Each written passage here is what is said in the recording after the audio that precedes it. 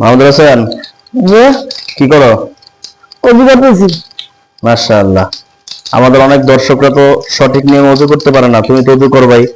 দর্শকদের কি অজুটা শিখিয়ে দাও। যে আপনারা যখন অজু করবেন, অজুর শুরুতে দোয়া পড়বেন, বিসমিল্লাহি আলহামদুলিল্লাহ। আলহামদুলিল্লাহ। ডান হাতের কবজি সহ 3 বার ধুইবেন, বাম হাতের কবজি 3 বার ধুবেন, তারপরে 3 বার মেসওয়াক করবেন, এরপরে 3 বার কুলি করবেন। খেয়াল করবেন, কুলি যখন করবেন সম্পূর্ণ মুখে পানি প্রবেশ করাবেন, গড়গড়া করবেন গলায়, দেখতে পাচ্ছেন। এরপরে 3 বার নাকে পানি দিবেন। নাকে যখন পানি দিবেন, বাম হাতের 2 আঙ্গুল দিয়ে, টাইন আঙ্গুল এবং বৃদ্ধা আঙ্গুল দিয়ে নাকের নরম জায়গা পর্যন্ত পানি প্রবেশ করাবেন। এরপর 3 বার মুখমণ্ডল ধুইবেন সুন্দরভাবে।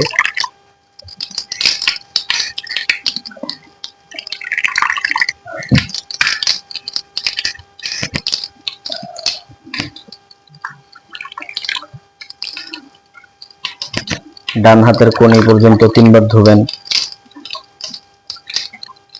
এরপর হচ্ছে বাম হাতের কোণী পর্যন্ত আবার 3 বার ধুবেন। আসলে আমরা একটা ভুল করে থাকি যে ওযু করার সময় অনেক পানি অপচয় করি, এগুলো না করা। খেয়াল রাখবেন যেন অনেক পানি অপচয় না হয়। দোনো হাতের কোণী পর্যন্ত ধোয়া হইলে হাতের আঙ্গুলগুলো মাসাজ করবেন, খিলাল করবেন। এরপরে মাথা মাসাজ করবেন, এরপরে কান মাসাজ করবেন, এরপরে গর্দান মাসাজ করবেন। এবার ডান পায়ের টাকনো সহ ধুইবেন 3 বার।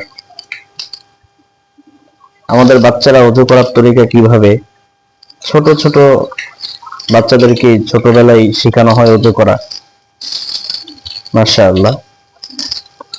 এরপরে বাম পায়ের টাকনো সহ ধুইবেন 3 বার। খেয়াল রাখবেন একটা পশমের গোড়া পর্যন্ত যেন শুকনা না থাকে। আপনারা যতক্ষণ ওযু করা শিখলেন, আপনারা দেখছেন ইলমি গার্ডেন। এই চ্যানেলটিতে ভিডিওটি আপলোড হবে, অতএব আমি আশা করব যদি ভিডিওটি ভালো লেগে থাকে আপনারা চ্যানেলটি সাবস্ক্রাইব করে আমাদের সাথেই থাকবেন। আসসালামু আলাইকুম ওয়া রাহমাতুল্লাহি ওয়া বারাকাতুহু।